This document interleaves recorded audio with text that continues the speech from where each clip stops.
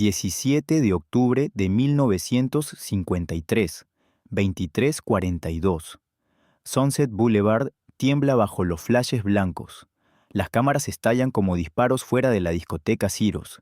Y María Félix se adentra en la noche californiana envuelta en un Dior plateado, con pendientes de esmeraldas que destellan un fuego verde valorado en $75,000. El aire huele a gasolina y perfume. El jazz se derrama desde el interior. La risa flota sobre los coches pulidos. Entonces, una voz lo atraviesa todo. En Hollywood aprenderás humildad. Es ruidoso, deliberado, americano. La música se detiene a media nota. Una copa de champán resbala de la mano de un camarero y se hace añicos contra el mármol negro. Las conversaciones se congelan. Incluso el letrero de neón parece parpadear. María no parpadea. Su rostro está tallado en la quietud. Regio, intocable. Hedda Hopper observa desde debajo de un sombrero carmesí. Ejecutivos de 20th Century Fox intercambian sonrisas forzadas. Dos diplomáticos mexicanos permanecen rígidos. Un joven asistente llamado Thomas Bell siente que la temperatura baja exactamente a 20 grados y luego jura haber visto la historia desplazarse 8 centímetros. 4 segundos de silencio. 4 segundos eternos. ¿Qué contrato habían impuesto sobre las mesas de terciopelo? ¿Qué cláusula exigía obediencia? ¿Por qué se negaba a inclinarse? María Smiles. Y Hollywood respira hondo. La noche acaba de empezar. 3 semanas antes de que Sunset Boulevard contuviera la respiración, México ya conocía su nombre. La década de 1940 había forjado un imperio de luz. Bajo el presidente Manuel Ávila Camacho y posteriormente Miguel Alemán Valdés, la época de oro del cine mexicano transformó las heridas de la nación en poesía proyectada en enormes pantallas blancas. La revolución aún era un recuerdo. El futuro se sentía incierto. Pero en las oscuras salas de cine, desde Tijuana hasta Mérida, la identidad floreció en blanco y negro. En el centro de aquella flor estaba María Félix, nacida el 8 de abril de 1914 en Álamos, Sonora. Llevaba el desierto en los huesos. Para 1943, doña Barbarala había vuelto imparable.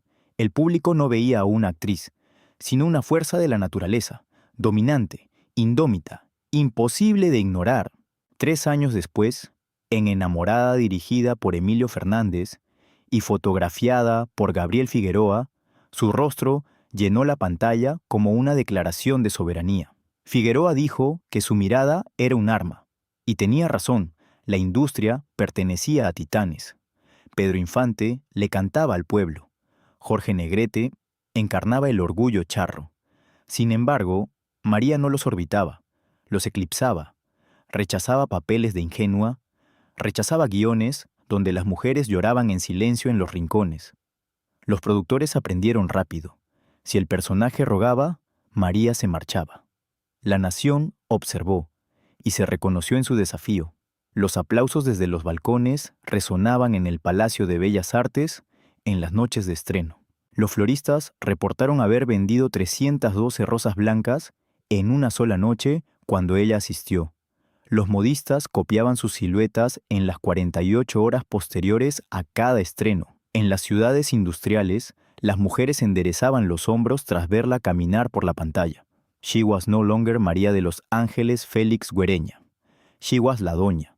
Mientras tanto, al norte de la frontera, los ejecutivos estudiaban las cifras de taquilla con fría precisión. En 1951, memorandos internos de 20th Century Fox catalogaban a Latinoamérica como territorio de expansión prioritario. El nombre de Darryl F. Zanuck apareció en la parte superior de una sesión informativa del 14 de junio. Hollywood quería nuevos mercados, nuevas caras, glamour controlado. Las cartas comenzaron a llegar a la Ciudad de México. Una, fechada el 2 de julio de 1952, prometía estrellato en lengua inglesa y reconocimiento internacional. Otra proponía un contrato de 5 películas, sujeto a la adaptabilidad a los estándares de imagen del estudio. La redacción era elegante. La insinuación, no, en un diario encuadernado en cuero que mantuvo en 1949, Debajo de una anotación escrita con tinta azul, María ya había trazado una línea. No cruzo océanos para arrodillarme.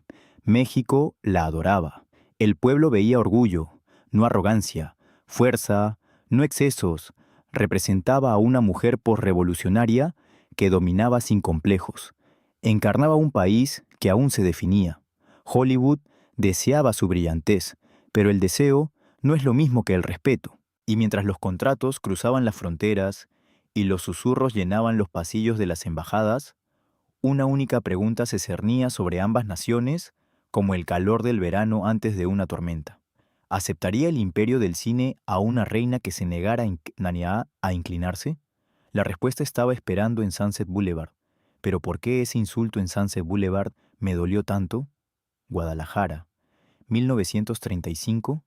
El calor apretaba las paredes de una modesta pensión en la calle López Cotilla. El polvo flotaba en la tenue luz de la tarde. El aroma a azahar se filtraba por una ventana abierta.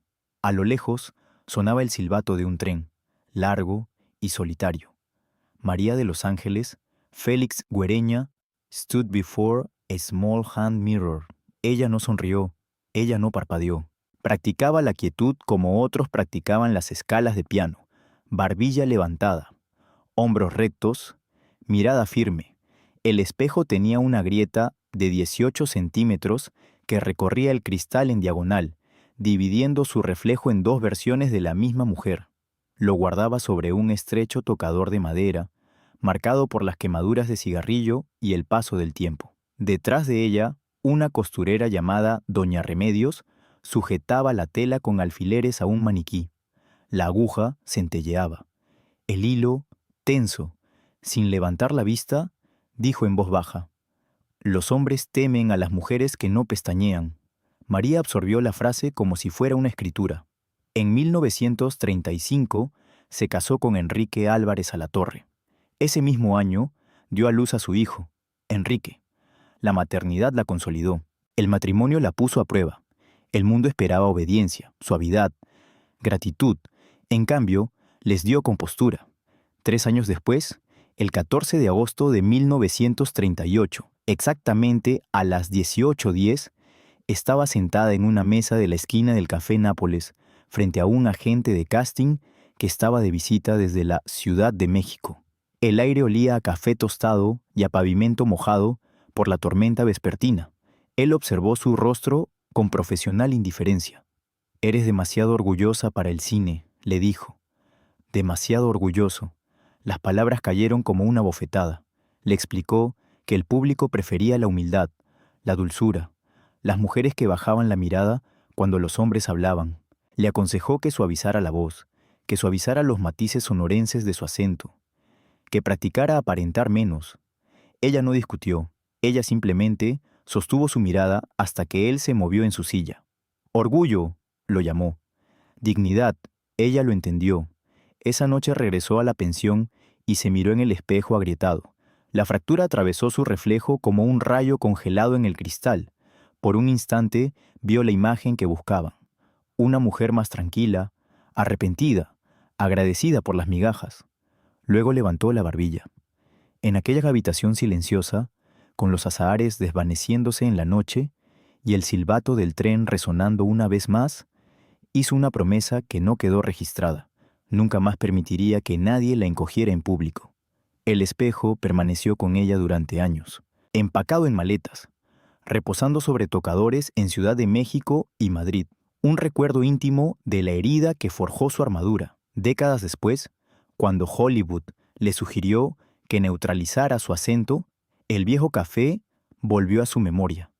El olor a café, la palabra orgulloso.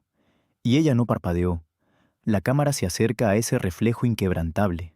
La grieta brilla bajo la luz de la tarde. Volverá a brillar bajo el neón de California. El espejo roto la siguió hacia la gloria. Ciudad de México, Palacio de Bellas Artes, columnas de mármol brillando bajo candelabros dorados. Noche de estreno, 300 rosas blancas adornaban la entrada. Su aroma impregnaba el aire húmedo de la tarde. La multitud se apretujaba contra las cuerdas de terciopelo. Los flashes estallaban como relámpagos de verano. Ella salió de un Packard negro. Los aplausos estallaron. Después doña Bárbara, La Nación la rebautizó como La Doña. El título no era marketing, era una coronación. En la pantalla, dominaba haciendas, domaba hombres, gobernaba paisajes. Fuera de la pantalla, ejercía esa misma autoridad en entrevistas y negociaciones. Los directores ajustaron los guiones para reflejar su gravedad. Los productores esperaron horas su llegada. Jorge Negrete, al principio, observó desde la distancia. Ya era un titán. Canciones charras. Orgullo nacional. La rivalidad crepitaba entre ellos a finales de los años 40. Mitad profesional, mitad personal. El público susurraba sobre chispas durante sus apariciones públicas. El 18 de octubre de 1952 se casaron en la Catedral de la Ciudad de México. Las campanas de las iglesias repicaron por toda la capital. Más de 8,000 personas se congregaron afuera. Pétalos de flores cubrían los escalones de piedra como confeti de la historia misma. Sin embargo, la adoración también tenía sombras. Los rumores circulaban por los salones y las columnas de los periódicos. Demasiado europea, demasiado refinada, demasiado exigente. Algunos la acusaban de arrogancia, otros de traición por filmar en Francia y España. En 1951, durante los premios Ariel, 2 cazatalentos de Hollywood la observaban desde un balcón, tomando notas bajo la tenue luz del teatro. Midieron sus pausas, su postura, su dominio. En las salas de juntas de Los Ángeles, hombres de traje gris debatían su nombre bajo una luz fluorescente. Un ejecutivo preguntó si el público estadounidense podría soportar a una mujer que nunca había sido sustituta. Otro sugirió emparejarla con un protagonista masculino lo suficientemente fuerte como para contenerla. Telegramas llegaron a su residencia en Ciudad de México. Ofertas para producciones europeas en París y Madrid. Propuestas de España prometiendo libertad artística. Luego, las cartas estadounidenses. Contratos para 5 películas. Asesores de inglés. Una discreta cláusula recomendando papeles secundarios para facilitar la transición. Todo triunfo exigió compromiso. Ella se negó. El éxito solo agudizó su negativa a acobardarse. Cada estreno, cada contrato internacional, reforzaba la promesa que se había hecho ante un espejo roto en Guadalajara. La dignidad no era negociable. La fama no la ablandó, la fortaleció. Para 1953, la industria la rodeaba como polillas alrededor de la llama. Los contratos aguardaban en maletines de cuero, bolígrafos suspendidos sobre el papel.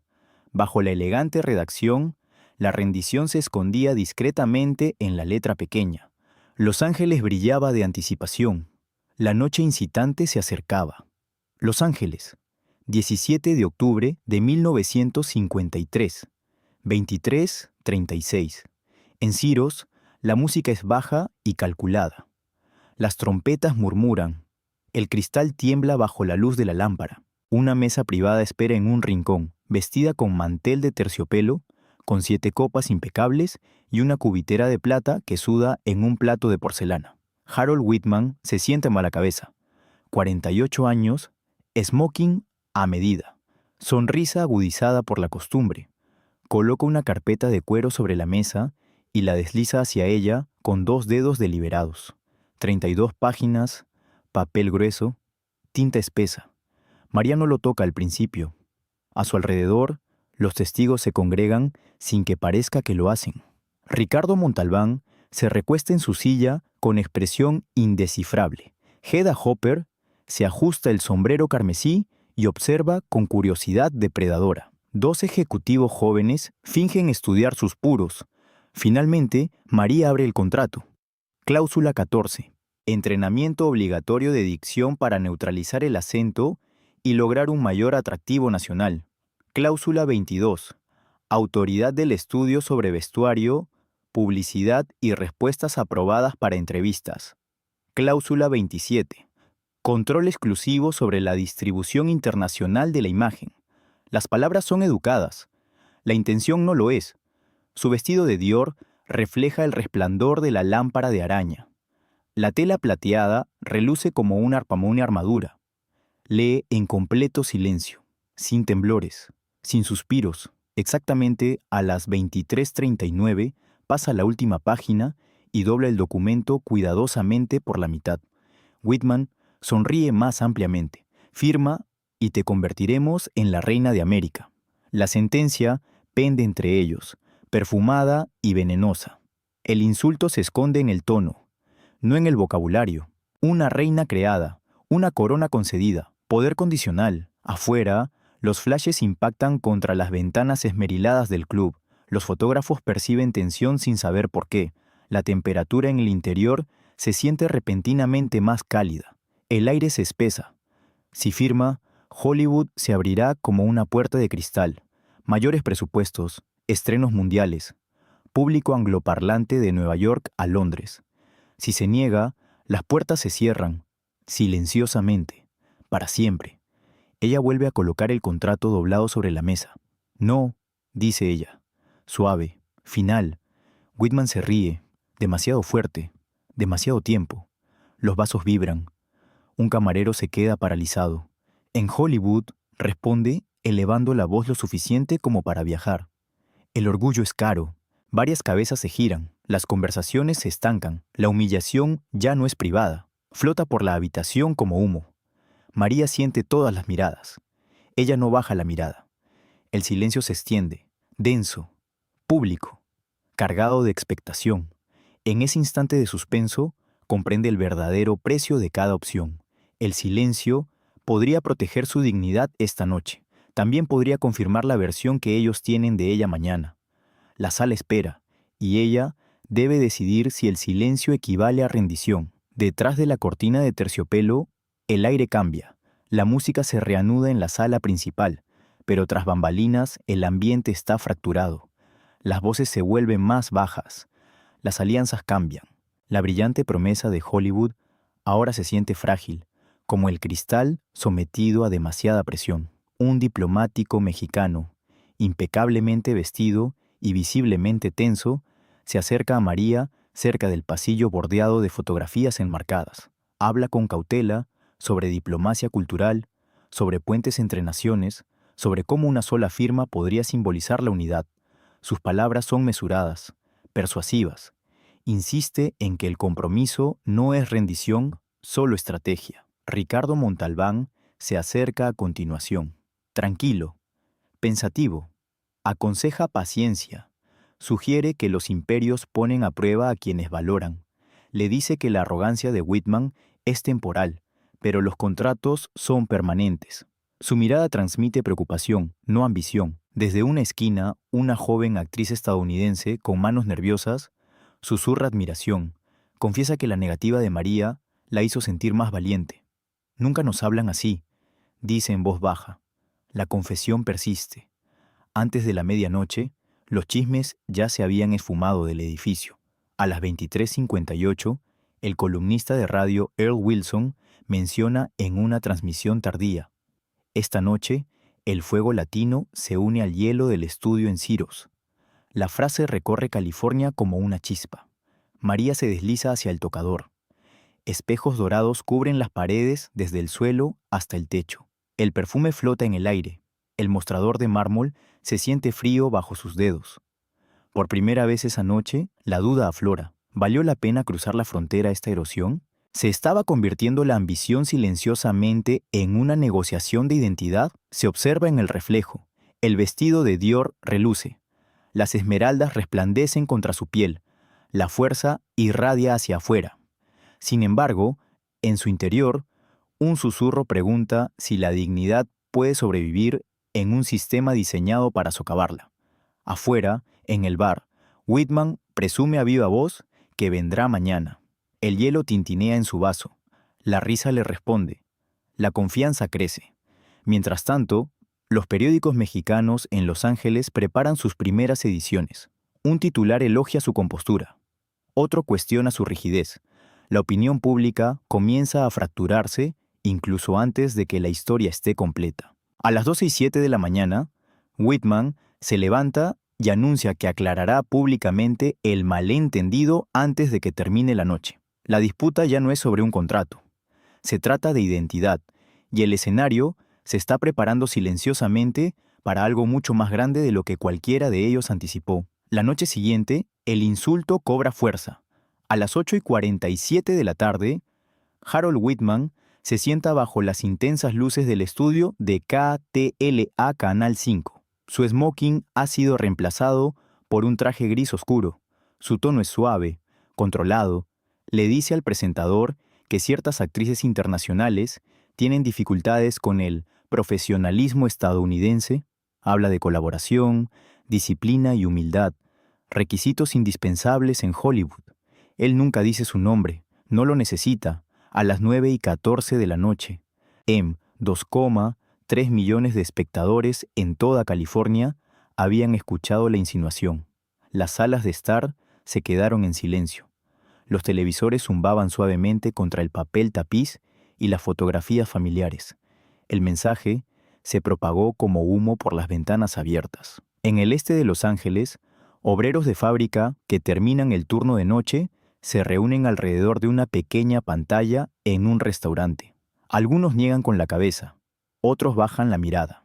En Ciudad de México, los clientes de un café leen resúmenes televisados en cuestión de una hora.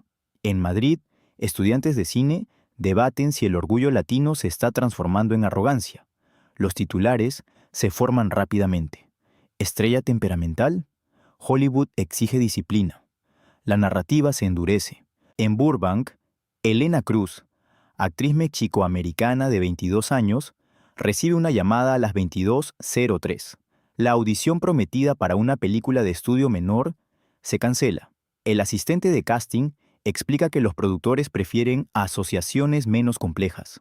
Elena le había dicho una vez a un entrevistador que admiraba a María Félix. Esa admiración ahora tiene consecuencias. La injusticia se expande más allá del ego. Se vuelve político, cultural, personal. En la suite 417 del Hotel Ambassador, María ve la transmisión desde un sillón de terciopelo. La habitación huele ligeramente a lirios.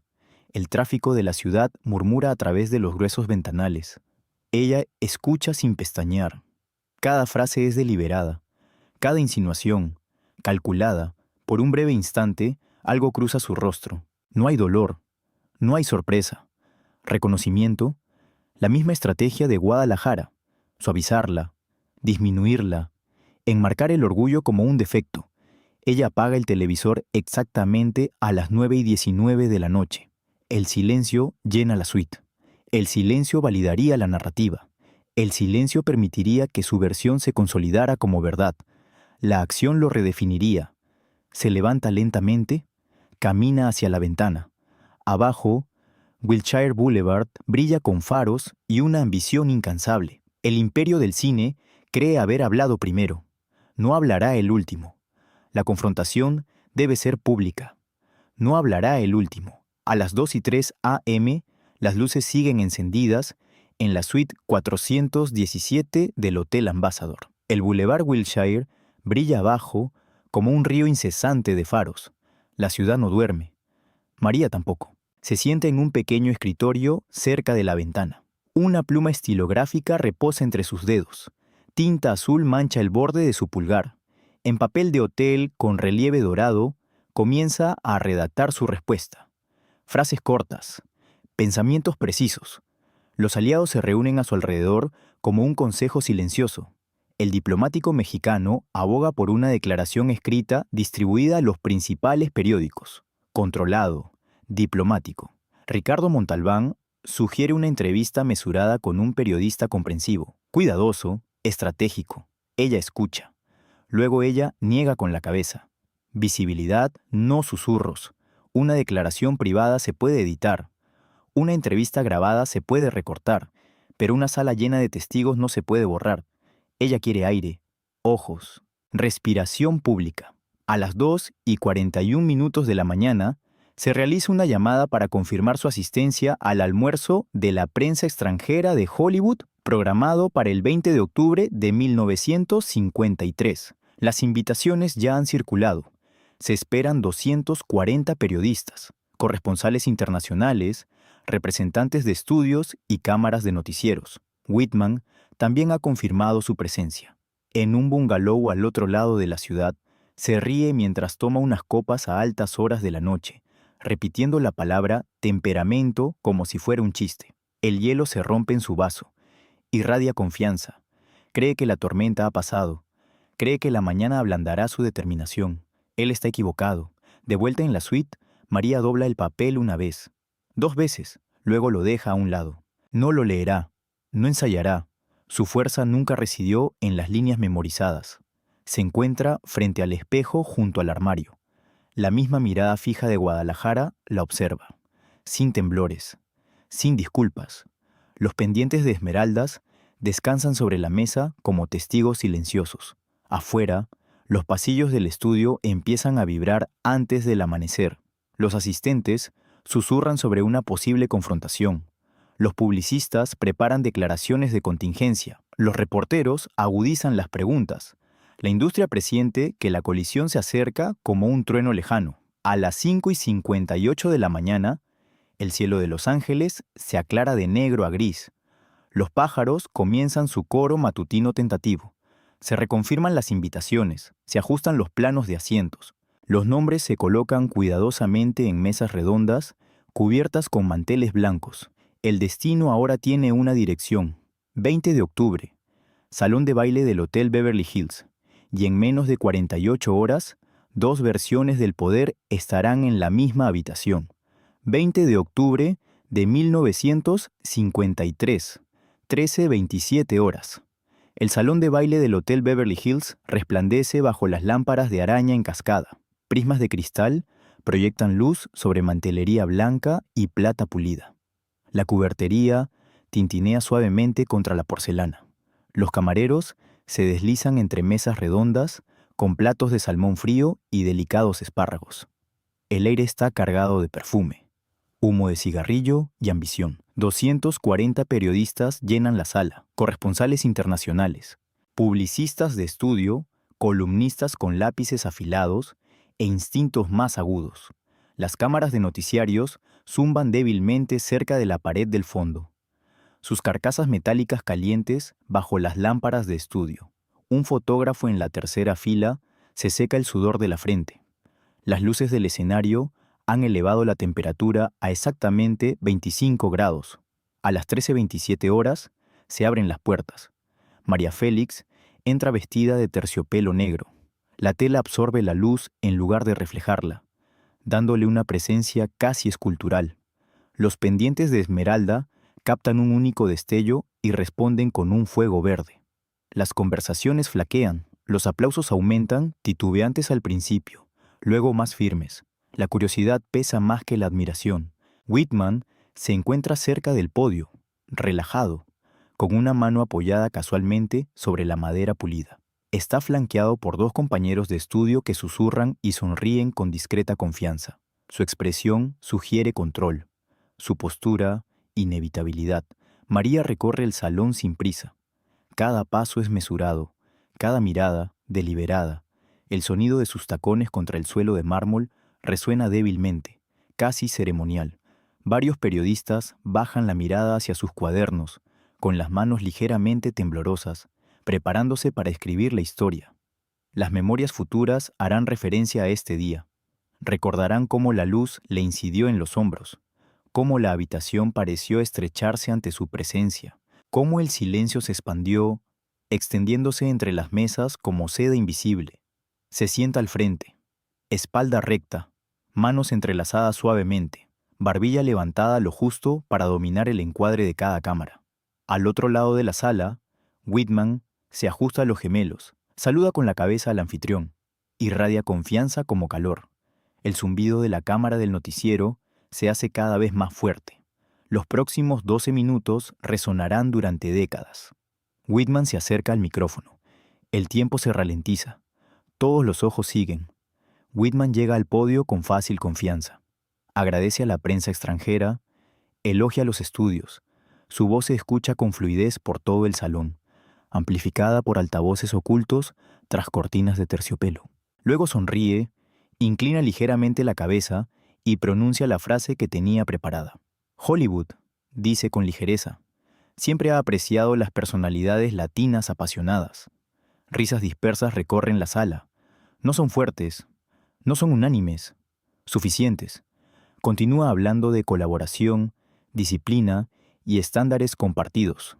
Menciona la importancia de la adaptación para los artistas internacionales que buscan oportunidades en Estados Unidos. Sus palabras son pulidas, cuidadosamente neutrales. Luego se gira y extiende una mano abierta hacia la mesa principal. Tal vez la señorita Félix quiera aclarar su compromiso de colaboración. El micrófono brilla bajo la luz blanca. Cada tenedor se detiene en el aire. Un vaso se deja demasiado rápido. El leve zumbido de la cámara del noticiero parece de repente más fuerte, mecánico e impaciente. María no reacciona inmediatamente. Ella permanece sentada durante 3 segundos completos. 1, 2, 3. El silencio se prolonga apenas un suspiro de más. El tipo de pausa que inquieta a los hombres seguros de sí mismos. Luego ella se levanta. Lentamente, deliberadamente. El terciopelo negro se despliega como una cortina. Se alisa los guantes con precisión, apretando cada dedo en su lugar. El sonido de tela contra tela susurra en el aire quieto. Sus tacones golpean el suelo de mármol una vez, 2 veces. Camina hacia el escenario sin prisa. La luz de la lámpara ilumina la curva de su pómulo. Un periodista en la segunda fila se toma el pulso en la garganta. A otro se le cae el lápiz y no se agacha a recogerlo. Whitman se hace a un lado, con una sonrisa fija y ojos calculadores. Ella alcanza el micrófono.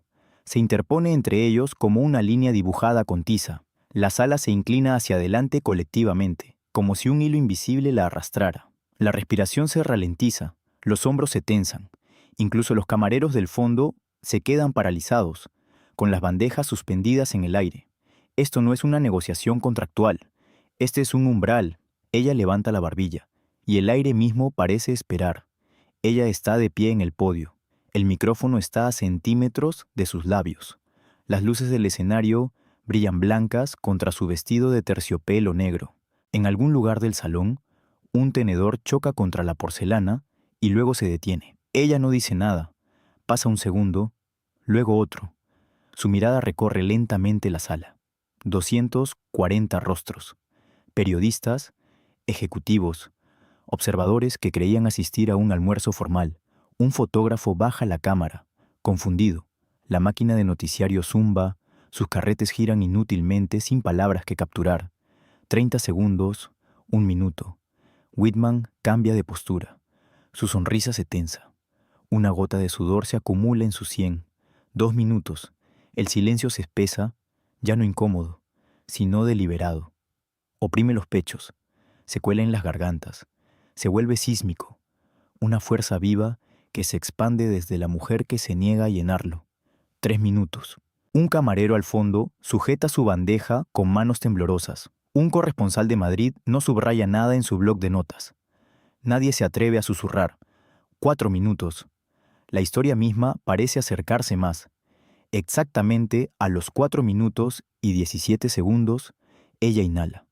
Cuando habla, su inglés es preciso, controlado. Cada sílaba está colocada con intención. No nací para que me corrigieran, nací para que me recordaran. Las palabras caen como un trueno sobre el mármol pulido. Se escuchan jadeos por todo el salón. Una mujer en la tercera fila se tapa la boca. Los flashes estallan en ráfagas cegadoras. El aire se impregna del penetrante aroma a filamento incandescente. María no levanta la voz. Habla del cine mexicano como arte soberano. Nombra a Doña Bárbara sin dudarlo. Les recuerda que el público de todos los continentes la aceptó no porque se conformara, sino porque mandaba. Les dice que ningún contrato tiene la autoridad para borrar un acento forjado en el viento del desierto y la revolución. No cederé mi voz, dice con calma. Lleva a mi país. La sonrisa de Whitman se derrumba. No se desvanece. Cae. Aprieta la mandíbula. Su mirada se dirige brevemente hacia la salida, como si calculara rutas de escape. Los ejecutivos a su lado intercambian miradas que delatan una repentina duda. Los aplausos comienzan con un par de manos. Luego otro. Luego 10. En cuestión de segundos, el salón de baile se estremece bajo una estruendosa aprobación. 240 periodistas se ponen de pie. Algunos aplauden con reticencia, otros con entusiasmo. Un corresponsal de Buenos Aires grita, ¡Bravo!, sin darse cuenta de que ha hablado en voz alta. Tras bambalinas, los auxiliares del estudio se apresuran.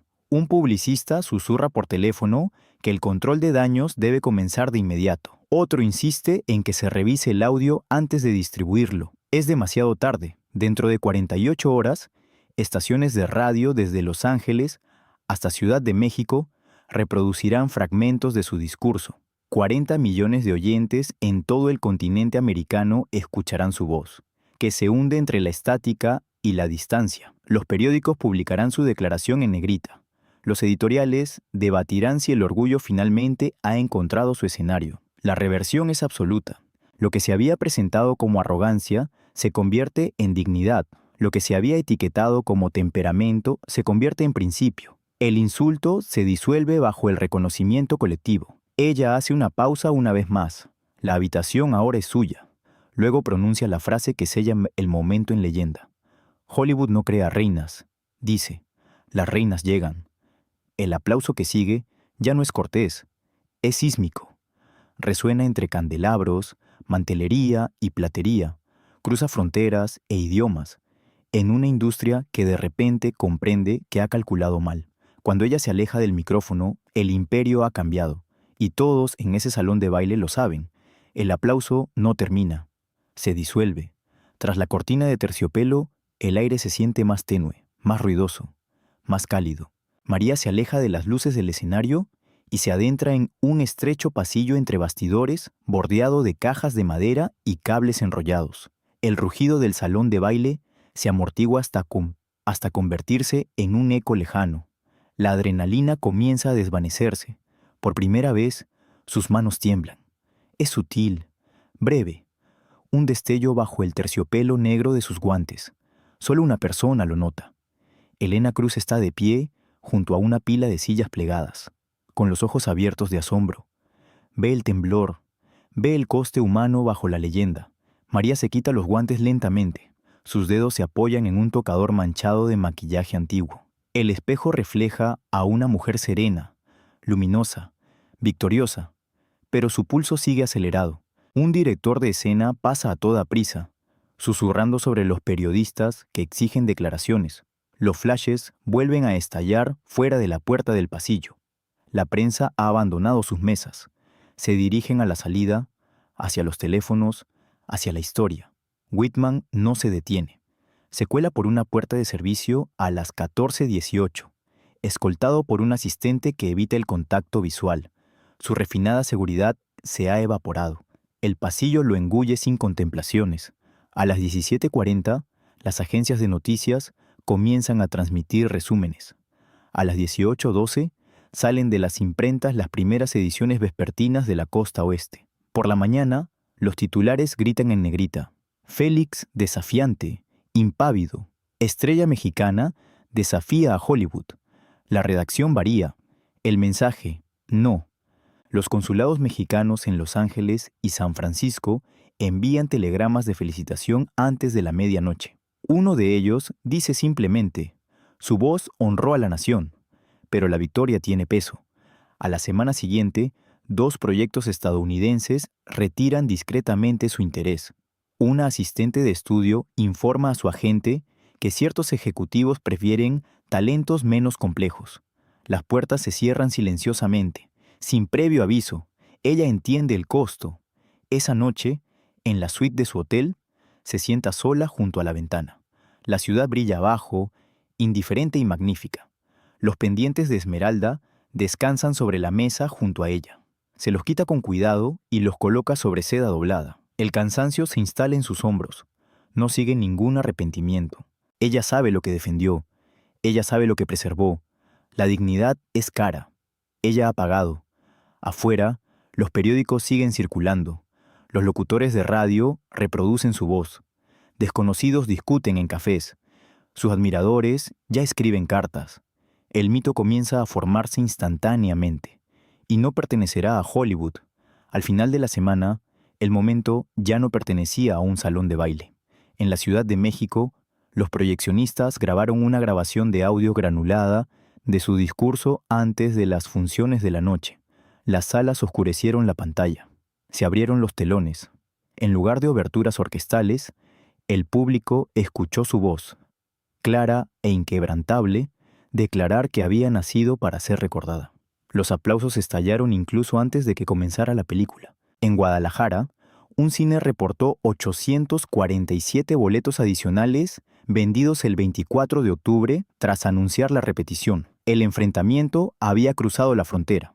En Madrid, los columnistas culturales elogiaron su desafío como aristocrático. En París, un diario francés la describió como una reina que rechaza la corrección. Los críticos europeos la describieron no como temperamental, sino como soberana. La narrativa cambió de continente.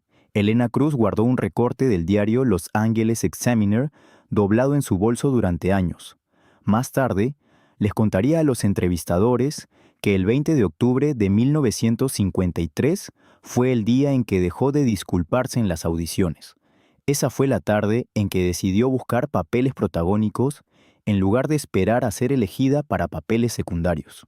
Mientras tanto, el nombre de Whitman empezó a desvanecerse. 2 proyectos que había defendido se estancaron en la preproducción. Un ejecutivo rival cuestionó discretamente su criterio en una reunión de la junta directiva en diciembre. La prensa especializada mencionó recientes complicaciones de relaciones públicas, sin entrar en detalles.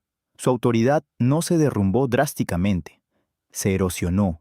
En México, los comentaristas de radio repetían su última frase con tanta frecuencia que los escolares comenzaron a recitarla en los patios. Llegan las reinas. La frase pasó de los titulares a la conversación, de la conversación al recuerdo.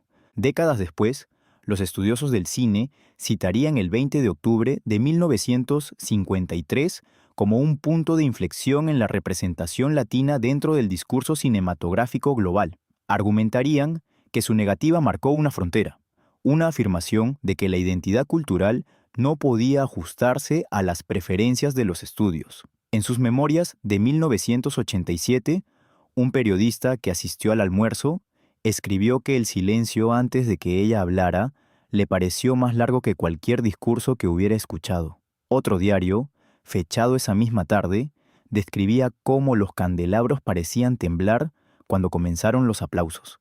El acontecimiento trascendió los chismes. Se convirtió en folclore, pasó de las columnas de periódico a las salas de estar y de las salas de estar a las historias familiares contadas en la mesa. Las madres se lo contaban a sus hijas. Los estudiantes de cine lo debatían en las aulas. Su nombre se fusionó para siempre con la idea del rechazo. El salón de baile se desvaneció en el recuerdo. La leyenda no lo hizo. Y a medida que pasaban los años, la historia solo se hizo más grande que la habitación que la contenía. Con el paso de los años, el almuerzo dejó de ser un simple episodio. Se convirtió en doctrina. María continuó su trabajo en Europa con una intensidad deliberada. En Francia y España, los directores le ofrecieron papeles que estaban a la altura de su autoridad, en lugar de recortarla. Los decorados en Madrid eran más cálidos, menos sospechosos. En París, los fotógrafos capturaron su perfil contra balcones de piedra y cielos invernales. Mantenía la misma postura inquebrantable.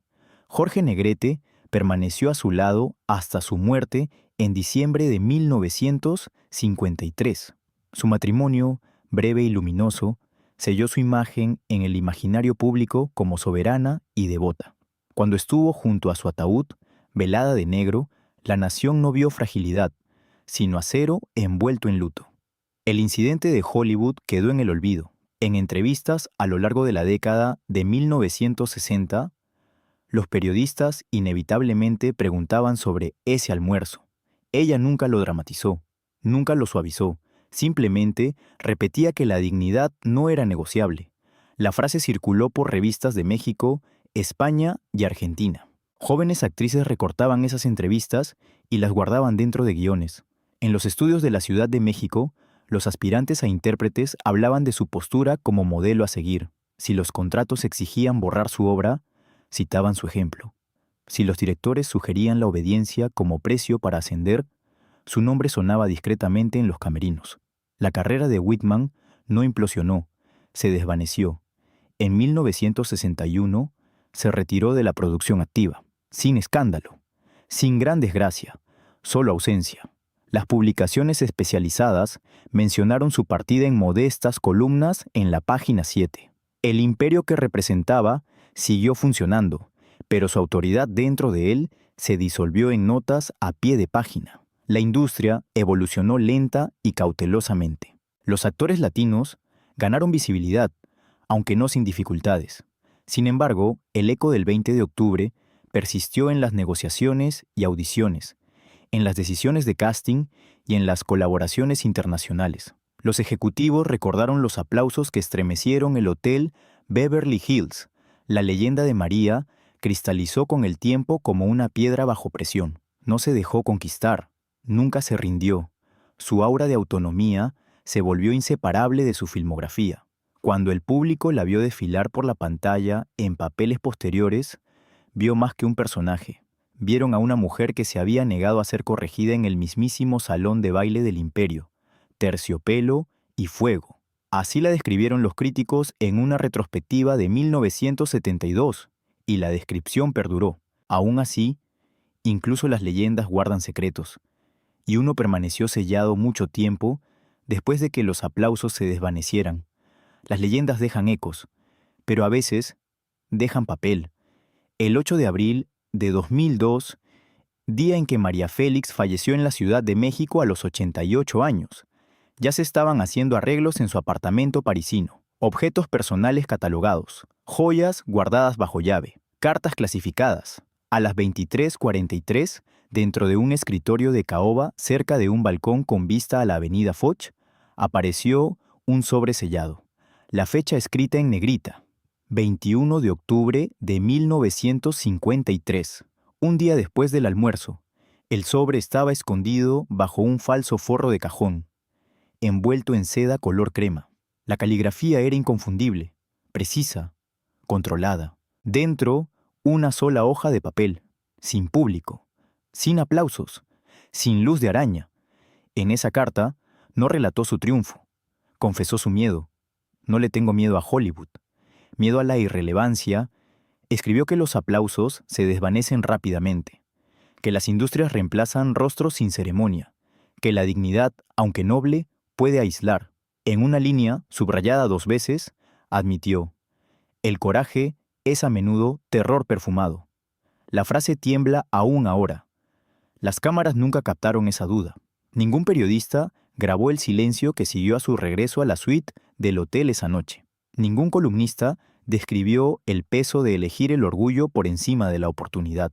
El mito sugería invencibilidad. La carta revelaba deliberación. Se eligió la fuerza. No fue nada fácil. Escribió que sintió temblor en las manos al alejarse del micrófono. Admitió que por un instante fugaz se preguntó si el silencio habría sido más fácil. Luego desechó ese pensamiento, igual que dobló el contrato. La carta terminaba sin florituras, sin firma dramática, solo su nombre: María, not la doña, la mujer detrás de la leyenda. El descubrimiento replanteó la historia, no como un triunfo inevitable, sino como un acto consciente de voluntad, una decisión tomada a pesar del miedo, no en su ausencia. Y esa verdad profundizó el mito en lugar de disminuirlo. Desde Sunset Boulevard hasta la eternidad cinematográfica, su viaje forma un arco perfecto. Comenzó con un contrato, se convirtió en una declaración, terminó como leyenda. María Félix entró en habitaciones diseñadas para medirla, contenerla, corregirla. Salió de esas habitaciones redefinida, ni más ruidosa, ni más cruel, simplemente sin dobleces. Los 4 minutos y 17 segundos de silencio no fueron performance, fueron arquitectura. Construyó un monumento a la moderación. La dignidad no es arrogancia, es memoria de antemano. Es la negativa a autoeditarnos para mayor comodidad. Es la decisión de proteger una voz moldeada por la historia, el idioma y la herencia. Cuando nos enfrentamos a mesas donde las cláusulas exigen rendición, cuando sonrisas refinadas sugieren que debemos encogernos para pertenecer, recordamos su quietud bajo las blancas lámparas de araña. Llegan las reinas. La frase resuena porque es más grande que Hollywood, más grande que un almuerzo, más grande incluso que la doña.